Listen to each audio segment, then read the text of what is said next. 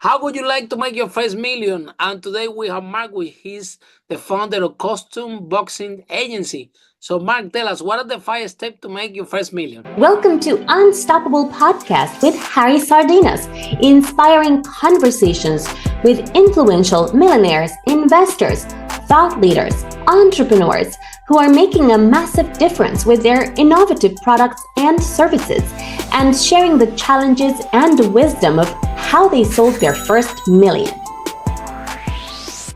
All right, so the 5 steps to make your first million. If I start with step one is niche down. I cannot stress this enough.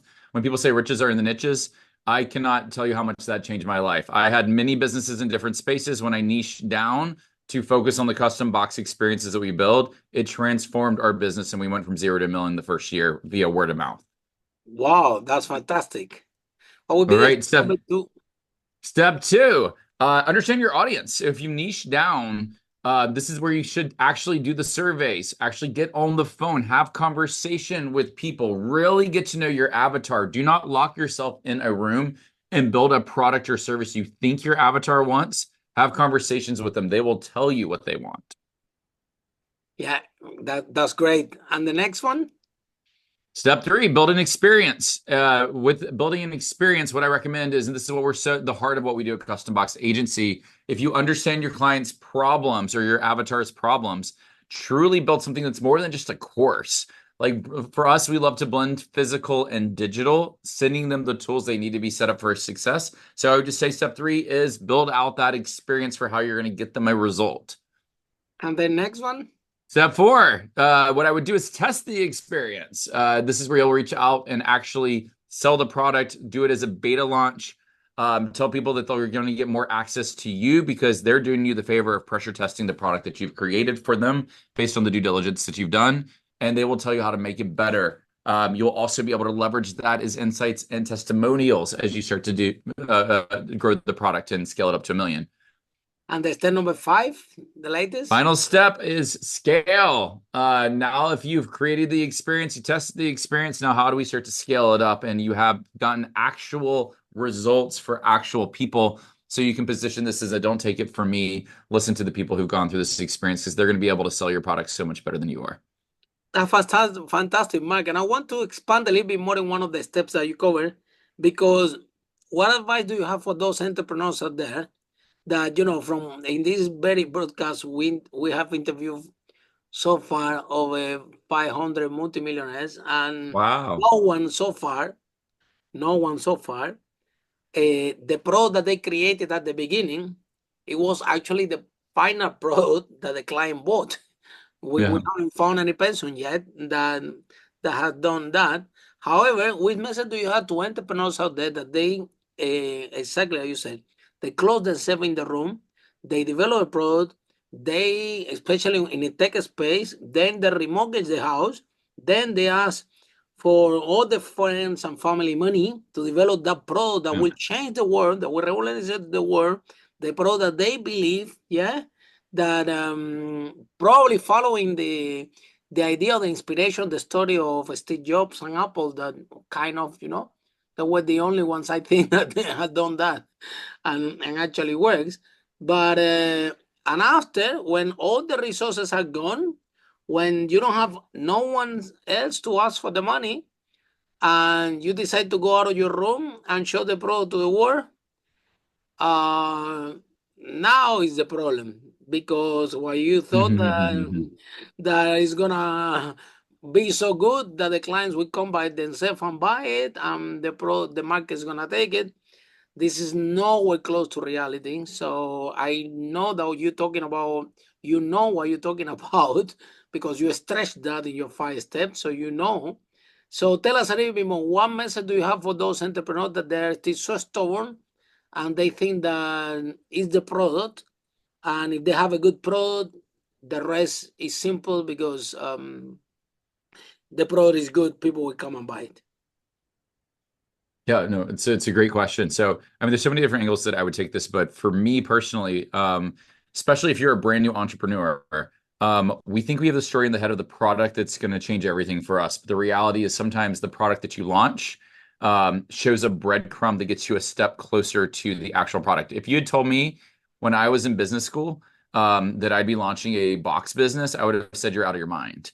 But the reality is, there's no better vehicle to convey, my zone of genius and where we love to play with experience design than these boxes that we build out for our clients. These are two of my own products, but every tile Wow. behind me represents a different experience They're very cool. that we've created for our client. So, I mean, the crazy part about this is where I started was virtual events.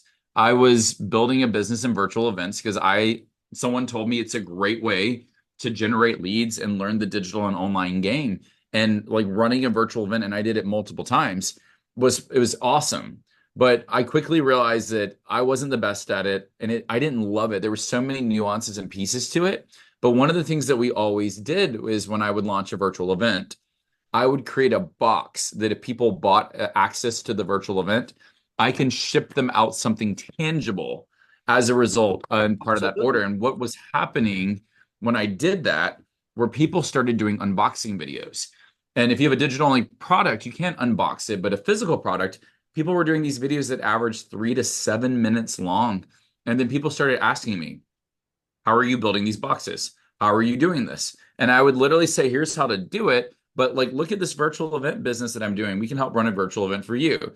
And I kept on doing these virtual events. Everybody asking for the boxes, yeah? And everyone's asking for the boxes. You got it. And I wasn't paying attention. So this is a perfect example that my audience was like asking for the thing and I just wasn't listening. And so it took my mentor in the beginning of COVID, and you would say, at the beginning of COVID, what business would be super relevant having a virtual event business? And I had 3 years experience doing virtual events. And we had spent a year building out a product that we were like right there during COVID launching to market. It would have been the perfect time of year, but there was something that was preventing me from like going all in on virtual events. And I don't think my heart was in it. And it was my mentor who looked at me, and this is step one of how to generate your first million. He said, I went around asking people, who is Mark Stern? Half of them said you're the virtual event guy. The other half say you're the custom box guy. Which one are you? Because you're confusing the market. And I came from a world when I was in consulting that they celebrated you being good at everything. As an entrepreneur, you're not celebrating being good at everything. If you confuse them, you lose them.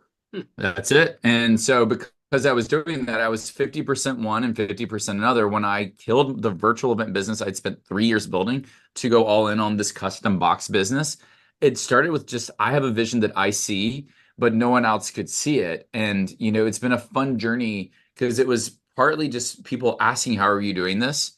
And when I delved deeper into it, I could put 100% of my mental capacity to thinking through how to elevate that customer journey and experience and how Box can layer on top of it in a way that other people don't even know where to begin with this game. And for us, it's just opened up this beautiful opportunity that literally did go from $0 to $1 million via word of mouth the first year. And I didn't think that was possible, but it's possible for me. It's absolutely, and I am not like a big social media influencer. If you go on my Instagram, it's like 3 pictures, 2 of which are my dog as a puppy 7 years ago. So it's like, it's just how the word spread, and we just kept on getting more and more clients. And every time boxes would drop, people would say, where do they come from?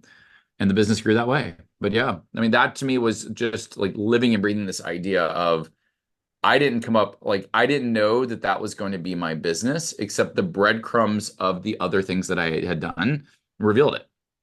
Yeah, let me tell you a story. There was one guy that he wanted a business, and he wants to be the gaming company. Yeah, and then he's trying to build this gaming company, this game. Yeah, doing everything in the game. But then in the end, he ran out of money. He couldn't launch the game. Yeah. But it was a way that they were the crumbs. Yeah, they by developing the game. They have some tool that they develop to manage images and manage files and things like that, because to develop the game faster. So they developed that software. And guess what happened? The game never went to anywhere, but that piece of software that they developed to do the game better, they sold it for Yahoo for a lot of money. Yeah. It's funny how that works. That's a great story. And then the guy took all this money that make from Yahoo and said, you know what? Now with all this money, I'm going to beat the game now. And he reowned everything, started to beat the game again. Second time, the game, it was halfway and it was taking a lot of money. It's not going anywhere again. And the guys look at the investor and say, look, the game, we're gonna need more money, and I don't think this is gonna work. However, there is another tool here that we developed to another thing that we developed to support the game, which is the communication channel that we have between developers. That this is something that, you know, why we don't take the rest of the money and put into this and try to sell it someone, because I don't think that we still get so much story. And that tool was a Slack. I don't know if you're aware of Slack. Slack is a collaboration tool. It's a billion. Oh, we're avid users of Slack. We are power users of Slack. So Slack, Slack is a Chrome of that guy that he never managed to do the game. That's crazy. In the first place, you know what I mean? So point of the story is that, like Mark, we had to pay attention and be flexible, right? Sometimes we have to listen to the market and don't be egocentric. In my first business, the property business that I got, we were renting the houses and making the rooms better and renting the rooms again, right? And then I remember my first room, I opened the door and I showed the room, and then the first client come and said, look, this room, I'm not gonna take it. It's a little bit dirty. It needs a bit of painting, yeah. And then the client, as soon as he left, I went. I never painted a room in my life. I went and I painted the room the best I could. And then the other person come and said, one girl came and said, look, what do you think the room is clean now, right? I painted in white. And the girl said, yeah, but it's a bit cold. You know, it needs something warm. You know, it's very, very cold, very plain. So I went to IKEA and I bought these duvet that they are pink, red, and orange, put on top of the bed, a painting, and a vase of flower that cost me £1. And guess what happened? The third person that came to the room, the third girl, when I opened the room, I said, what do you think about the room? And the girl told me, I'll take it. you wow. know? And so at the end of the day, exactly what you say, Mark, that I think for lack of experience, or maybe because we get excited about the product or we get excited about the thing, we forget the key element, one of the key elements in business, which is listen to the market and listen to our client. Because I always said that the client will help us to polish, to refine the. If you listen carefully, they will, and even they were telling you, how are you doing this box? All the time they were asking you about the box from day one, right? Yeah. Unbelievable. So we have this amazing online event. We're gonna do this. We're gonna have the camera. We're gonna do Zing. We have this production, blah blah. And by the way, we're also sending you these boxes that to make the physical event connection. And then everybody was, "Wow, boxes are amazing." That's fantastic. It's crazy how and I actually have my first box up there, and it's just amazing though that like we just did some crazy clever things, and it was very sticky. And that was what was great, because people would literally get these boxes and start selling our product for us. But how hard it was actually, a business that you put 3 years, especially in the tech, developing a software, which is time, effort, money. How hard was to let it go? Oh my goodness. It felt right. It sounds crazy, but I mean, I've talked to people that like were in corporate America and they may be job switchers. Or they were in corporate America and left corporate America to become an entrepreneur. And they keep saying to me, I've heard a lot of peers say this, I'm pivoting, therefore I feel like I'm pushing the reset button. And they feel like with whatever they're doing, like people leaving corporate America and becoming an entrepreneur, I've heard people say, I'm pushing the reset button. And you're never, ever, ever pushing the reset button on what you do. And I like even leaving corporate America to become an entrepreneur, like one of my biggest lessons that I learned was this idea of, and this was a breakthrough for me. Corporate versus entrepreneurship is like checkers versus chess. And I use that as an example because the game board is literally the same. Like it looks like the game board is the same between corporate and entrepreneurship. The reality is the rules are completely different. And so if you play like the world of entrepreneurship, and especially if you're at 0 to 1 million, if you approach it with a corporate lens, Oh my God. it's You go. you are going to fail. And I did, I failed Absolutely. on my face. And I was a high Black performer and in corporate white. America, top rated strategy consultant. I was like, I got this game. No, I did not. Um, and No it was a one. very humbling experience, but it wasn't until I realized, wait a second, am I playing chess with checker rules or checkers with chess rules? Mhm. You're gonna fail if you do it that way. And just the discipline to say, okay, let me pause and learn how to play a new game. And what is your competitive edge? It's the experiences you had beforehand. So all those years in corporate America, were things that fueled what made me different as an entrepreneur. 100%. 100%. And like even with this whole idea of spending 3 years building out this virtual event business, it was hard to just say, but what I looked at it as was I had to make the investment and go on that journey to reveal the next piece. And the next piece, like Ryan Levesque used to have this comment of the name of the game is to stay in the game until you win the game. And I'm still playing the game and I'm having a blast at doing so. But like had I continued down the virtual event route, that love and excitement would not be the same for where my heart's at. And so this is kind of where I'm grateful for the years that I spent building that business. And it felt completely right. And looking back, had I held on to it for the simple fact that I'd spent 3 years on it, it would have been a mistake. And that was just it. Because like my gut, I could feel it that there's something with these boxes that is a huge opportunity that no one sees but me. And so now the hardest part about kind of creating your own category is you have to educate others to see, do they see 100%. what you see? Absolutely. But it is a game that I'm absolutely willing to play because, Passionate about it. every time now that we've launched over about 150 different box campaigns that we've done with clients, it's just so Wow. much fun to like bring a new client into the CBA lab to sit down with them and transform their business in a big way.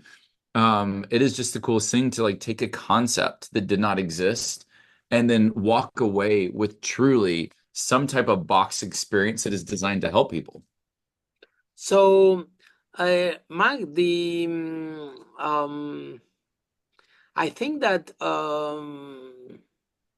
the boxing and the what we always call it the package, right? It's no when it comes to branding, right? It's how you package your product and what story you build around that product and what experience you bring for the clients with that product. And I think that the I've been there in these experiences, like trying to. I had the restaurant for 2 years. I lost over 200,000 pounds in 2 years of my life trying My to make goodness. it work. And I lost when I closed it. I lost my girlfriend back on the day. I lost everything. My other business almost collapsed because of this restaurant. Yeah, so I learned a big lesson. However, I remember that back in the day, you have I had your same mindset. I'm the big deal. I know everything. My first business is making millions, so I can do anything. I have a big ego, yeah, and this restaurant give me a big lesson. If it sent me to ground. However, the corporate versus entrepreneurs is is interesting because in the corporate you have a specific role and a specific skill, yeah.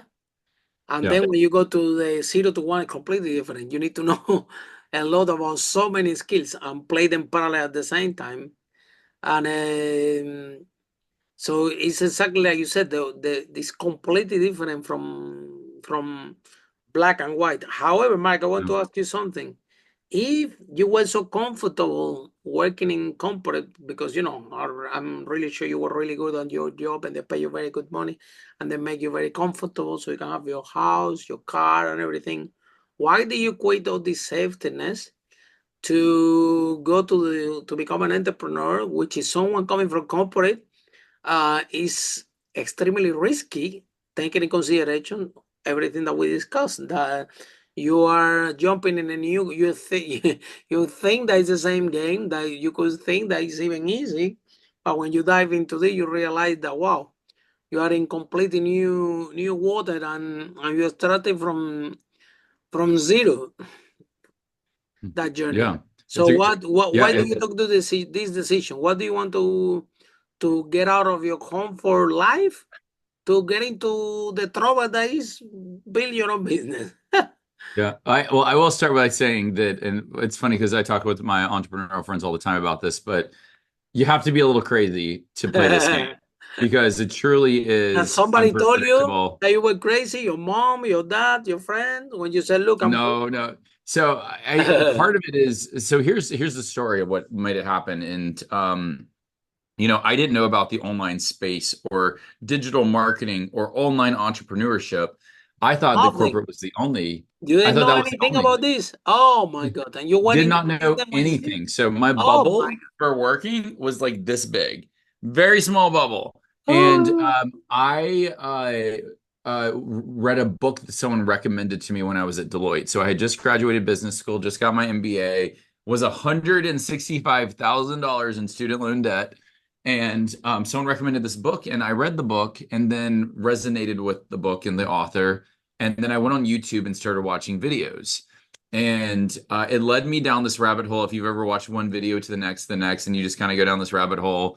And I found this video for this conference called A-Fest. It's done by a company called Mind Valley. Incredible company founded by Vishen Lakhiani. And they had this thing at A-Fest that was like uh, TED Talk speakers meet Burning Man parties. And I was so deep in corporate America, being a road warrior, traveling every week with Deloitte, that I realized I had nothing to look forward to in the months ahead, which was a heavy feeling to like be at a position in life that you have no weddings, vacation, trips, because all you're doing is working. And I worked, and flew with my Oh, clients every single week and had no personal life. And finally, I was like, I need something to look forward to. Had talked to all my buddies to be like, hey, do y'all want to go to this event? It looks like a lot of fun. They were like, yeah, yeah, yeah. And then when it came to taking out the credit card, I was the only one who went. And at this event, it was the first time I was exposed to digital marketing, entrepreneurs, people not pursuing the traditional corporate route. And I had read about these people because at the time in like the early 2000 teens, you're talking about Tim Ferriss, 4 Hour Work Week.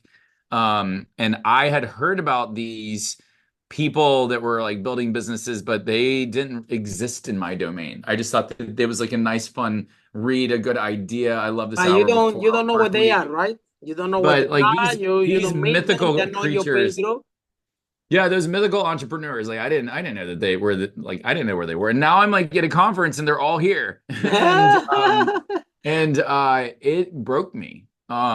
Because I went from being super happy in my little corporate bubble, and then I went to this event and the bubble got bigger, and just the reality that I knew it just wasn't the same. That was 2013. And Wow. I stayed at Deloitte till 2018.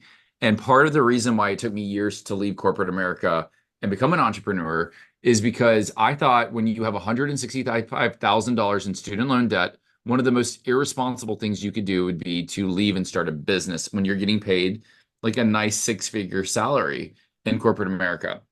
And the reason I ultimately left is, I found that I kept on spending money buying courses and going to conferences that were all digital marketing. Like it opened this whole world to me. And I was joining coaching programs that cost five figures, like $10,000, $15,000 to join, even though I could not start a business because when you work for a big corporate consulting firm, typically you sign over rights to everything you create in and outside the firm. It's just a way that they protect themselves. So I couldn't even have a side hustle. And for me, I had to take a step back saying that, okay, this is a panacea. Like I'm investing in all these programs because I'm not addressing the underlying issue that's happening, which is I'm not happy in corporate. And there's a bigger opportunity out there. And I'll be frank with you. It was uh, December 27th of 2017. This is like the only time of year when you're in that world that I was in that you slow down between Christmas and New Year's. Those 5 days, your You clients are can shut think. down, the firm is shut down, and my brain finally could slow down and had this premonition that just woke me up in a big way. That was, if I stay in this corporate job, it will kill me. That was the feeling I had. And I was on the verge of becoming a junior partner of this firm. And in that world, like, you know what your life looks like. You become a junior partner, and then you're up for partnership, and then you spend years as a partner, and then at 62, they force you to retire. That's just the rule. At 62, you retire. So this pathway was predictable. This inner desire of entrepreneurship was unpredictable. And in that sense, it was when I had that wake up call, I was like, I only live once, and now is the time. And I don't know what the journey is going to do. And if you think that I had an idea of custom box agency at that time, you've lost your Oh. mind. I had no idea. My brain space was 100% occupied by my corporate job because it was a high intense job. It was just an Yeah, extreme like those job. corporate jobs, well paid, you Yeah. know. Yeah. And so when people say burn the ships, that's exactly what I had to do. I had literally was, and I just held the one belief, which is I have no idea how I'm going to make money. I have no idea like where to even begin. But I believe if I release the mental capacity that's being occupied by my corporate job, I can Absolutely, free up the space to be 100%. creative.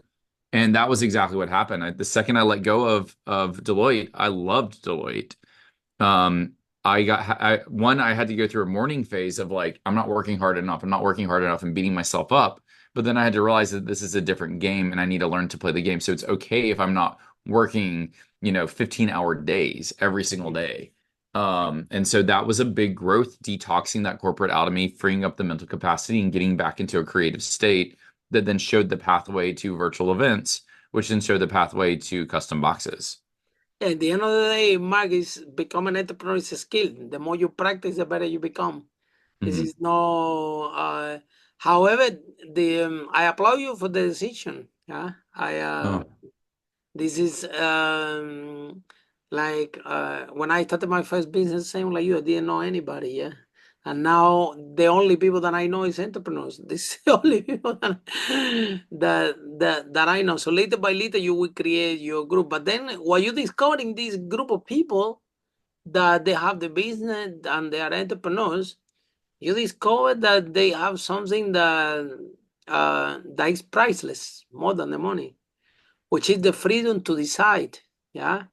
If yeah. you Nobody else will never tell you again how many days of holiday Yeah. you can take, and how many. No one will tell you again which decision you should take, and you don't have to. You check with your team, yeah, but you are in the captain of your own ship, and it's very exciting. Yeah, Can I it's build very upon exciting. that? I Yes, think that's go. so important what you just said, Harry. And that is that was a mindset shift that I had to make, which is in corporate America, you're hired into a job bracket, meaning like here's your role, here's the responsibilities of that role. And even in the world I came from, they defined what does it mean to be a high performer, and they defined it. Like if you do X, Y, and Z, you can be a high performer. If you do A, B, and C, you may be at the bottom of the barrel. But they have like a bracket, so you don't have to think too much, and you just show up and do your work, and you'll get a salary, you'll get a paycheck. When you're an entrepreneur, there is no bracket. There is no one telling you yes or no. You can do that. You can't do that. The biggest limiting, factor is what's between your two ears. It's you. And that was a big thing I had to do is that like I'm like, I want to do this. No, no, no, I can't do that. Well, guess who's telling you no? It's you. You are telling yourself no.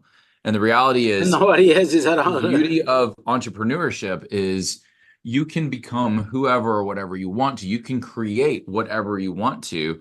It's just about you taking the action and declaring it and then making it happen. And that I think is truly a mark of professional freedom that I think is really powerful.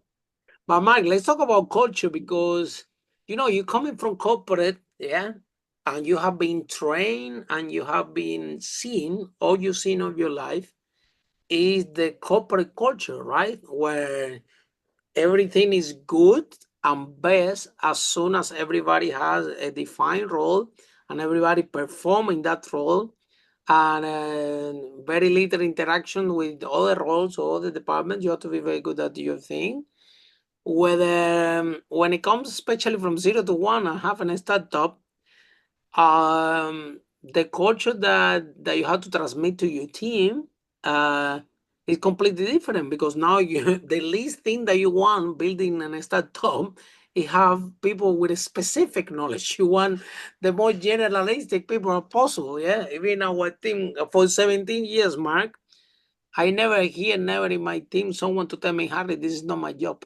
Yeah, this doesn't exist in my company. Because since we had them, we said, listen, we are it's a lot going on, but we are very little people around. Yeah, because particularly me, I don't like um, I prefer to have few employees, but they are all Rolls Royce, like what I call it. They Rolls Royce, they do anything, right?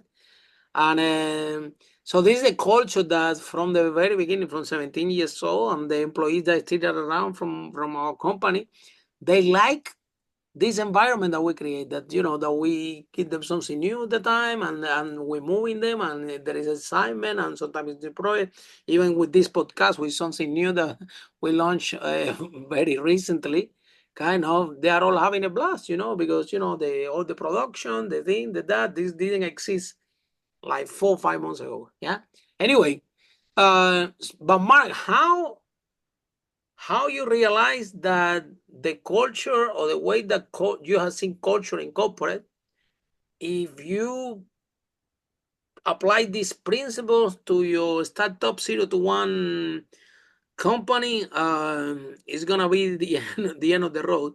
How you persuade yourself to, or how you find the strength to say, okay, you know what, I had to learn everything I know, and I need to start from scratch, especially when it comes to culture, because these beautiful boxes that you have there, I know that they are only possible because you have a wonderful team, and but this wonderful team cannot have corporate America culture and mindset, because you don't have the resources that they have. So how you learn about to put leadership and new culture in your company, which is something that you didn't know. Yeah, it's interesting because I don't know if I've been on many podcasts. I don't know if anyone's actually asked me about culture. And I'll tell you, like, as you grow your business to $1 million, the business at like sub 100,000 is a different business than is it a 250,000, is a different business at 500,000, is a different business 100%. at 1 million. As you start to upsell, and some people say it's 0 to 100K, some people say it's 100 to 300K, and then 300K to a million. You have these milestones in your business, 1 million to 3 million. That literally the systems that worked at one point in the process break down and no longer work again. And so it's truly the cycle of, like, you're like, but we just optimize this. Well, you've grown to a new level. And therefore, the business has to evolve as well. From a cultural standpoint, there's a couple things I think are really important. And there were a lot of things that I had to learn too. Your team is your greatest asset. I can't stress that enough. Your team is your greatest asset. The thing that I had to change is I held a belief, and I see a lot of early stage entrepreneurs hold this belief, that only I can do this thing in my business. If you hold a belief that you are the only person that can do the thing in your business, you just limited the potential growth of your business because it's reliant on you. Absolutely. You have to rewire the belief to say, I am not the only person that can do this. Other people can learn to master this as well. And that's the same thing. I excel at defining business strategy, helping people reimagine how physical can transform their business. But if I had a belief that only that's my superpower, then I literally stunted the growth of Custom Box Agency. So part of this is also trusting people on your team and being comfortable with the fact that they may not do it the way that you do it, but as long as the outcome is still on par and representative of the quality of product that you're proud of, it's really, really important. I also recognize that my team, we're about 30 people now. To be at a size of 30, culture is everything for us. 100%. And so, yeah, 100%. And like for me, I also recognize that we are working in a post-COVID era. And so what that means is that a lot more businesses are remote and virtual.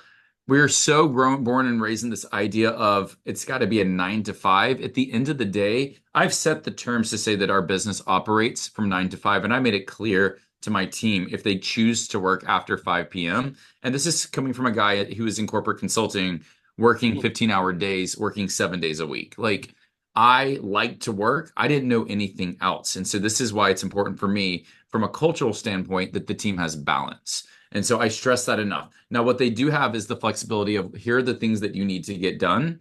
And here's when they need to get done by. And there's a certain quality and standard. But if someone on my team decides that they don't want to work at 10 a.m. in the morning, they want to go work out, it's a post-COVID era.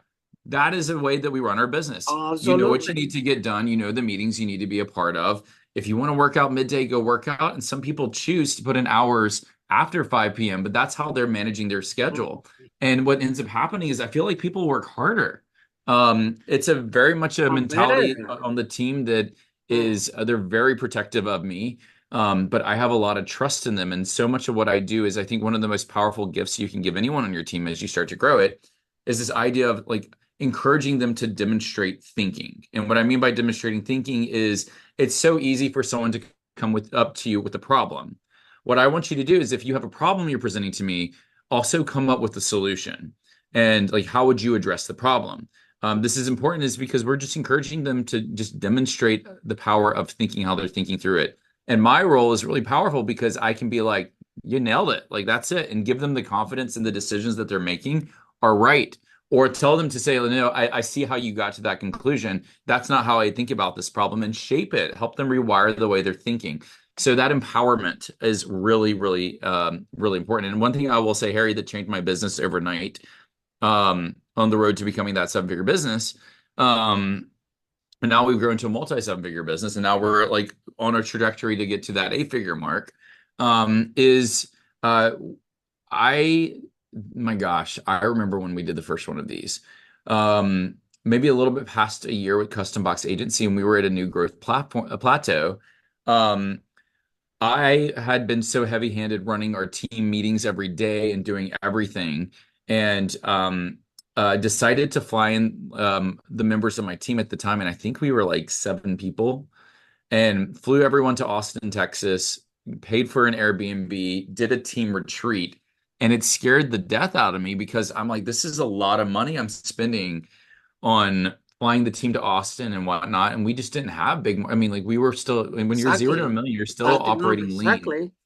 And I still flew them in, and because there was something that told me to do that, it just felt right. And what ended up happening was the objective of anytime you do a team retreat, have a clearly defined objective. What our objective was to redefine our business processes for how we serve clients, because now we were at a new chapter in our business.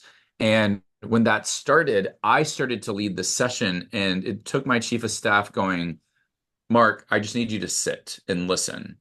We will run this session. You can chime in to validate how we're thinking. And that was one of the best gifts that she could have ever given me, because what ended up happening was the team created the next phase of the business. They defined a process that was better than if I sat in a room by myself. And not only that, they took accountability and ownership of the business in a way that after that retreat, my business was never the same again. How people showed up was never the same again. And that was something that from a cultural perspective, we have lots of cultural values. Family first is a big one. But seeing them take ownership of the business, you have this team that when people start to create, it doesn't matter if you're a designer or who you are. Like when a designer creates something, then sees it come to life, it's incredibly intrinsically motivating. When the client success manager guides them through the strategy that ultimately leads to the box, like they're seeing their ideas truly come to life in a way that's just really powerful. They're not a cog in the wheel. They truly see the impact that they're having, and they get the big vision of what we're doing. But in that sense, when I stopped using my voice and started letting them use their voice, it truly changed my business. Yeah, I love the story because I'll tell you. Number one, the question of culture is coming, Mark, because to few people asked already in this podcast if they have to do something. I asked them if they have to start all over again, in what would be the thing that they would pay more attention, and almost everyone is answering culture. Now, when it comes to culture, we have it nailed. No, I'm saying, but we have such a great team. Like my team is my favorite asset. And then the thing is, like, for me, when I started my first business, the startup, I was in this mindset. Well, the only man, you don't have resources, you have to do everything, right? But eventually you start to make money, yeah. But still you hanging on to this. I know I don't trust anyone. I'm not gonna hide anybody. I don't trust. I'm not gonna give the keys to my flats and running anybody. If I employ someone, someone steal a computer. So I'm in this mindset. But after 2 years, Mark, I'm exhausted. I'm waking up with the computer in my lap, and I'm tired. And I still have rooms empty, and I'm angry, and I'm frustrated, and I headache, and I literally cannot operate anymore. So out of necessity, I gave up and said, okay, let me hire team then. Yeah. So then I hired my managers, the girls. And what happened was that I find out a new world where everybody was better than me at everything. Yeah, I know, right? It's funny how But that works.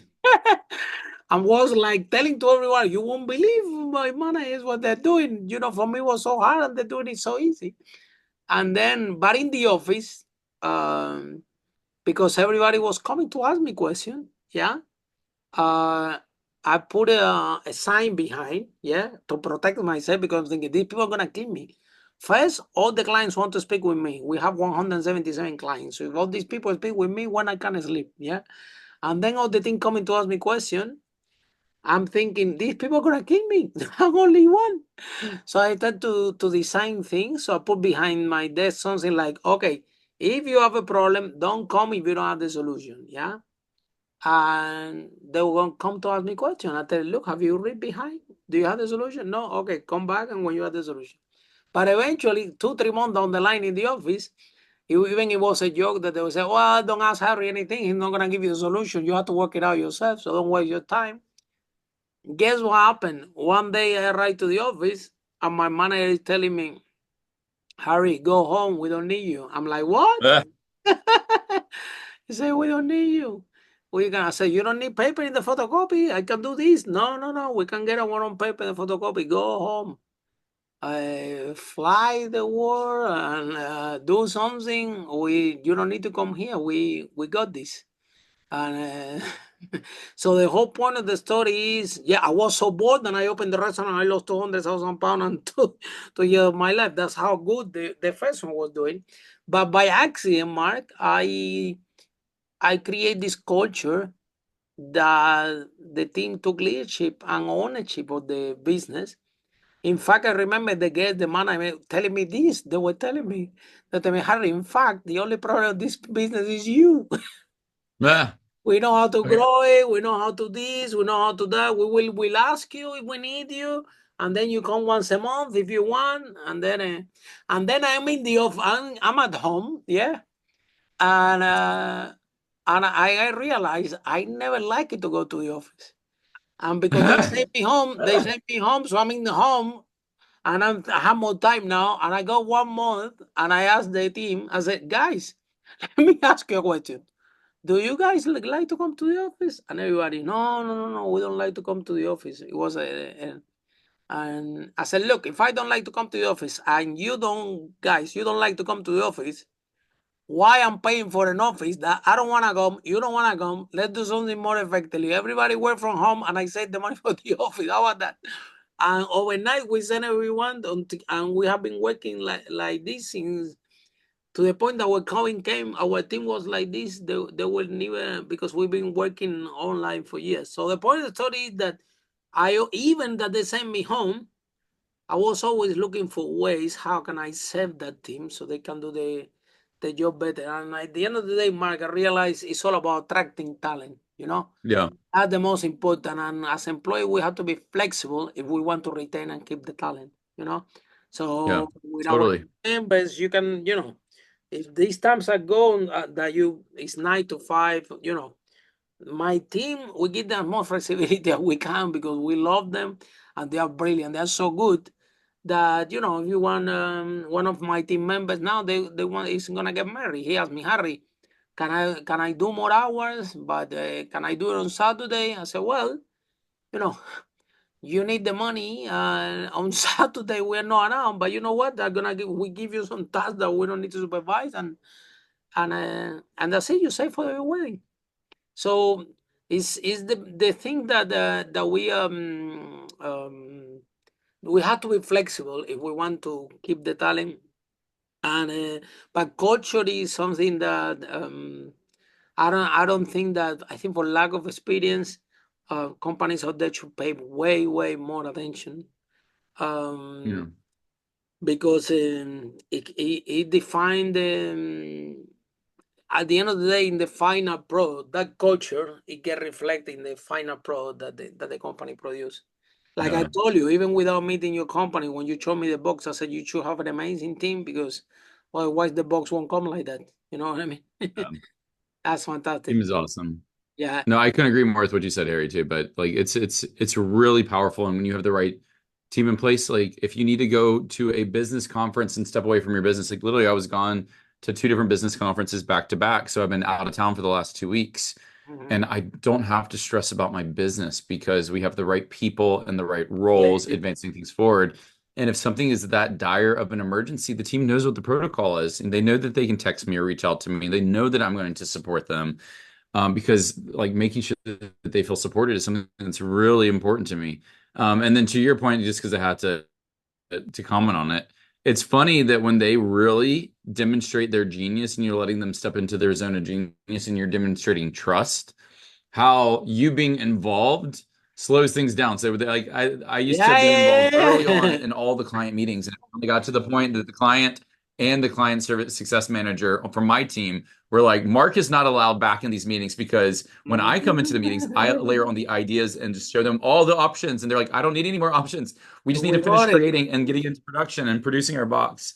And here comes Mark. And so it was just That's funny what to my hear. manager I was got kicked telling out of me. my own like daily team meetings because they were like, "You don't need to be here. We got this." And I was just like, "Okay, My okay." manager was telling me that. That, in fact, the only problem here is you. You know, you, because of you with the Funny how late that happens. things, we do Lean this, into we it. do this, Trust it. yeah. You know. But at the end of the day, Mark, but in the end of the day, because the day that they told me I don't need me in my office, I was a little bit confused. I didn't know if this was a happy thing or a sad thing. You know, I had to reflect on that for days until I realized that it's amazing.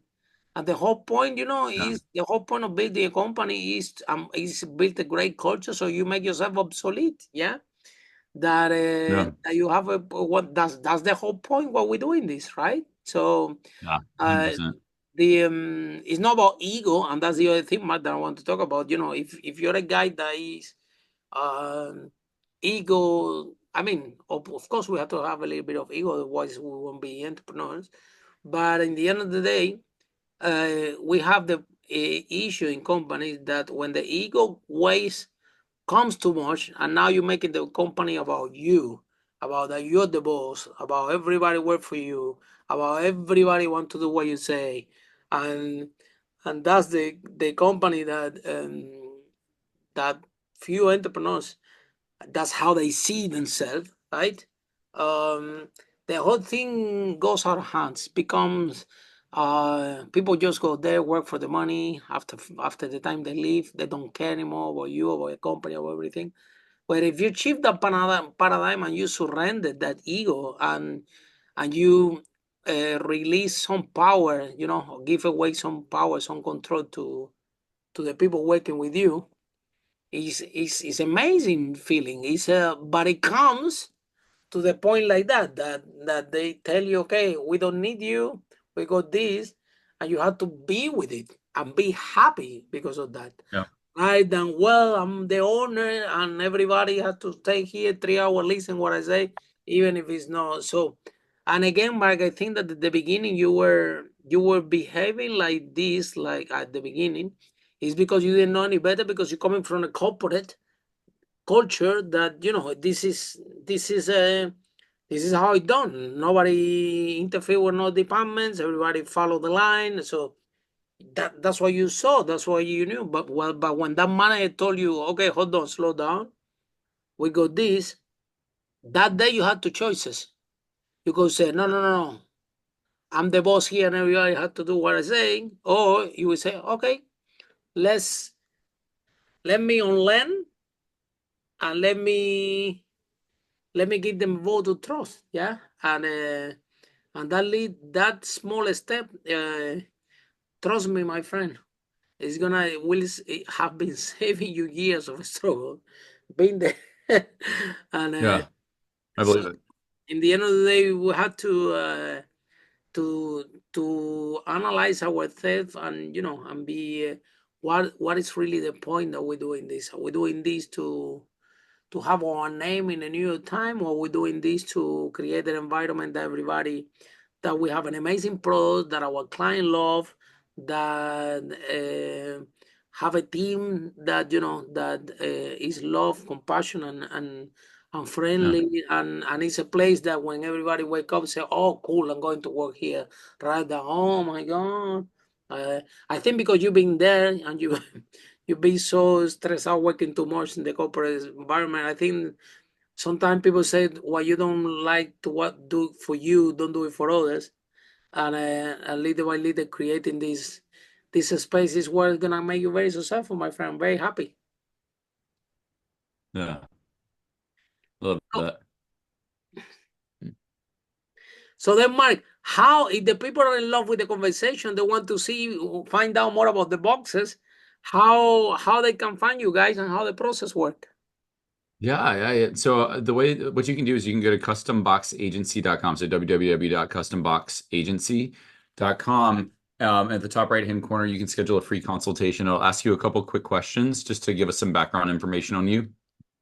And then you can get on a call with a member of our team. But how our process works is we're very strategic.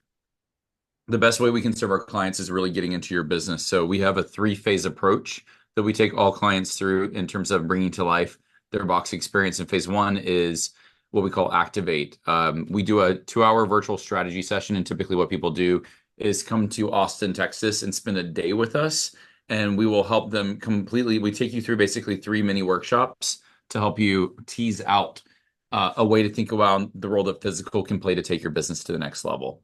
Part 2 is now that we've defined the campaign and the pieces of it, we can now bring it to life. We have a huge design team, so we can design pretty much anything. And so that's kind of where you see what we created in the first phase. You see it coming to life. And then phase 3 is what we call deliver. When we work with clients, not only can we help you visualize the strategy for your box and design it, we also can have it manufactured. And we have a warehouse here in Austin, Texas, so we can hold your inventory and ship it out globally. So we truly want to work with clients to be like a one-stop solution from end to end. So you don't have to figure out the nuances and all the different pieces to making this process come to life. And so that's how we work. But I always tell people, I love hearing what people are doing. So feel free to reach out to our team. And right now, with all the workshops and strategy sessions, you do it with me personally, just because that's kind of where I love to play in the business. It's just on the front end to really help you realize what is truly possible. People are also welcome to reach out to me on LinkedIn, Mark R. Stern. If you find me in Custom Box Agency, shoot me a message. Let me know what you're up to. But those are the easiest ways to get in touch with us. Thank you so much, Mark. And with that note, see you guys in our next episode of Unstoppable, how brave entrepreneur like Mark break that wall and achieve the first million.